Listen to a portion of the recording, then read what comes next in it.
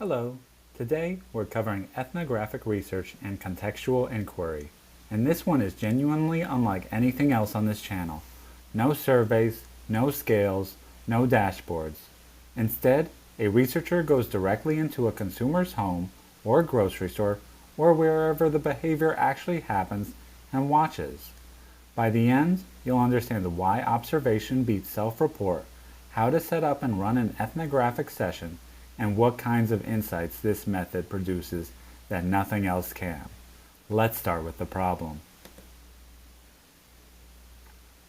Here's a fundamental flaw in survey research that's worth naming directly. When you ask people to describe their own behavior, you're relying on memory, and memory is unreliable. People forget things. They rationalize. They describe what they think they should do rather than what they actually do. Not because they're lying, but because that's genuinely how they perceive themselves. The result is survey data that feels solid because the numbers are clean and the sample is large, but doesn't match reality because the behavior is based on never actually happened that way.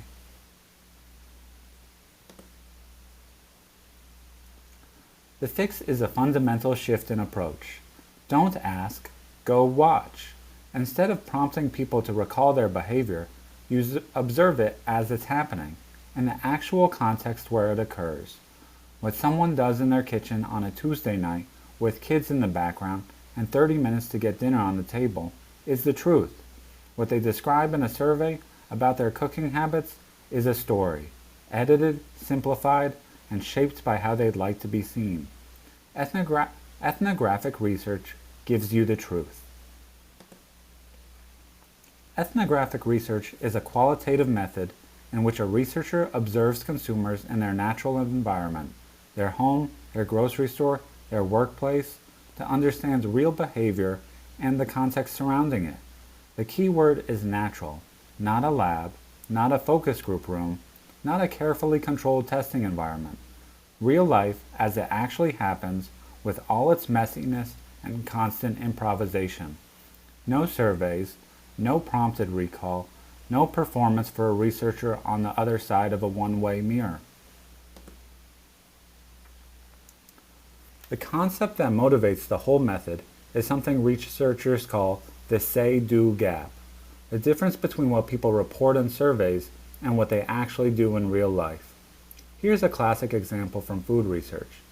People consistently say they read nutrition labels carefully before making a purchase decision. Observation shows they almost never do. They glance at the calorie count, maybe check one other number, and move on. Or they say they follow recipes exactly as written. Observation shows they substitute ingredients freely, skip steps they find fussy, and simplify constantly. That gap between the reported behavior and the actual behavior is where some of the most valuable insights in consumer research live. And you can only close it by watching.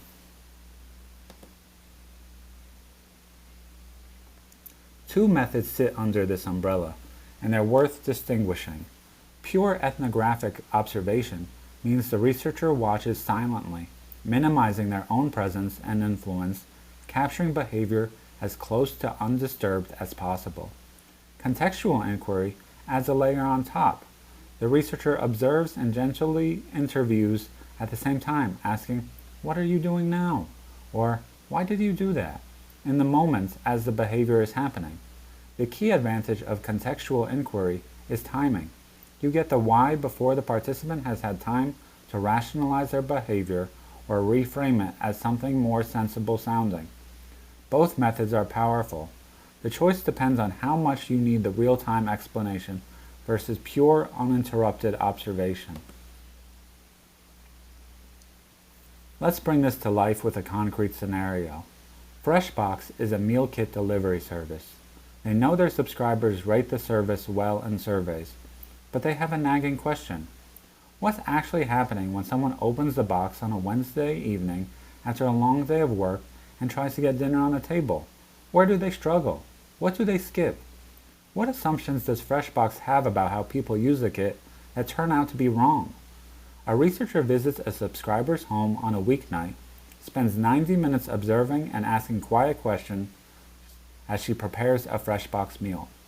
Here's what they set up. Before any observation begins, you need a precise research question, not a vague topic, but a specific question that the observations will answer.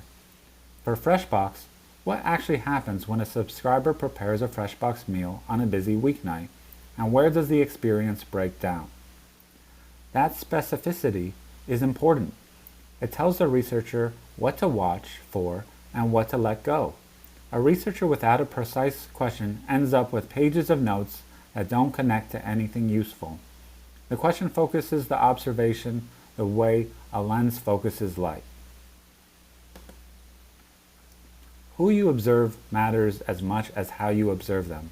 For ethnographic research, you want a realistic cross-section of your target user, not the most passionate fans who will show you only the best-case version of the experience, and not the most frustrated complainers who will show you only the worst. For Freshbox, that means subscribers who've been using the service for at least 2 months, long enough to have a settled routine across a range of household sizes and cooking confidence levels.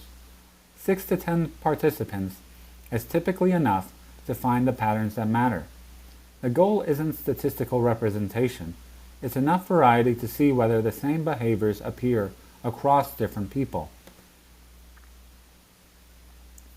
When you arrive, brief the participant clearly and simply. I'm here to watch and learn. Please do everything exactly as you normally would. Pretend I'm not here. Then make a note of the environments before anything starts. What does the kitchen look like? Where are the Freshbox ingredients? What's on the counter? Is the TV on? Are there kids around? Environmental context explains a huge amount of the behavior you're about to observe. The researcher takes notes on what happens and when, records audio or video with consent, and photographs anything that seems relevant. The setup isn't complicated. The discipline is in what you do once you start observing. Now the hardest part, staying quiet and not steering. This is the skill that separates good ethnographic researchers from bad ones. When the participant struggles with a step, every instinct says to help, but you note it and stay silent. When they deviate from what you expected, you ask neutrally, what made you do that? Not, why didn't you follow the recipe? The difference between those two questions is enormous. One opens a door, the other implies there's a right answer. Every probe should be gentle and non-directional. Tell me more. What are you thinking right now? The moment you steer, you change the behavior, and the data is no longer what actually happens. It's what happens when a researcher is watching and occasionally prompting. Once you're in the observation, 4 specific things are worth watching for closely. Workarounds. The partner invents a solution the product didn't anticipate. She uses kitchen shears instead of a knife, grabs a different pan than the recipe calls for. These workarounds are signals that the design assumption was wrong. Struggles. She rereads the steps 4 times, hesitates, makes a face of confusion, the instruction isn't clear. Deviations from expected behavior. She skips the garnish entirely, doesn't follow the plating suggestion, sets aside an ingredient she finds unfamiliar. And environmental context. The 3 kids doing homework in the background, the cluttered counter, the noise. Context explains everything about pace, simplification, and decisions. These 4 things are the insights. They won't appear in any survey.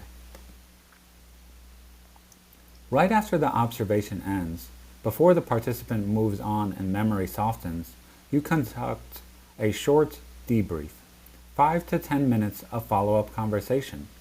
This is where you fill in what you observed but didn't fully understand. I noticed you swapped out a saucepan for a different one. What was going on there? I saw you pause at that step for a while. What were you figuring out? And a broader closing question. What felt hardest about tonight? The debrief turns your field notes from a record of what happened into an explanation of why. Do it immediately, while everything is still fresh for both of you. After all your observations are complete, the analysis is about finding patterns, behaviors that appeared in multiple households independently, problems that surfaced again and again across different people with different kitchens and different cooking styles. What struggles showed up more than once? What workarounds did people independently invent without knowing each other? Where do the assumptions baked into the FreshBox design not match how real people actually cook? The power of ethnographic insight is in the repetition. When the same behavior appears across 5 different households of 5 different people who've never met, that's not an individual quirk. That's a signal about how humans actually behave. Here are 3 specific findings from the observations, and notice that none of these could have come from a survey. First, participants consistently pre-washed all the vegetables, even though FreshBox vegetables come pre-washed and ready to use. The instruction on the card wasn't clear enough, so people defaulted to their normal cooking habit. A small packaging copy change would fix this entirely. Second, almost nobody followed the plating suggestions shown in the recipe photos. On a weeknight with hungry people waiting, getting food on the table is the only goal. Presentation is irrelevant. FreshBox was investing in photography that nobody was using. And third, the recipe cards consistently ended up in the area of the counter where liquid splashed during cooking, and they got wet and hard to read. A physical design problem nobody at FreshBox had ever noticed because nobody at FreshBox has ever watched someone actually cook the meal. Let's be balanced. The strengths of ethnographic research are significant and unlike any other method.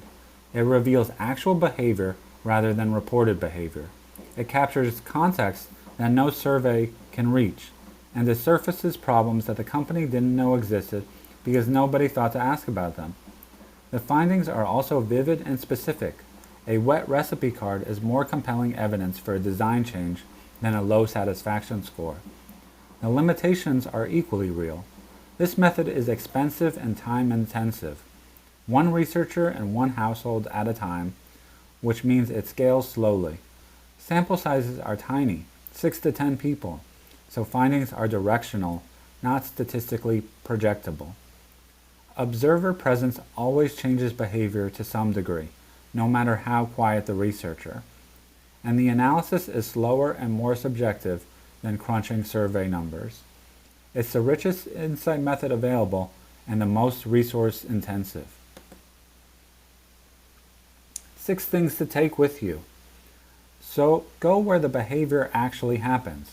Not a lab, not a focus group facility, but the real environment where real decisions get made. Observe first and ask second, in the moment, before the participant has a chance to rationalize or reframe. Watch for workarounds, struggles, and deviations. Those are your insights, not the smooth moments. Brief participants to act naturally and then stay quiet. Every time you intervene, you change the data. Look for patterns across multiple observations, not individual moments. The signal is in the repetition. And use what you find to fuel your quantitative research. Ethnographic findings tell you what questions to ask at scale, and the say-do gap they reveal often reframes your whole research agenda. Thank you for watching.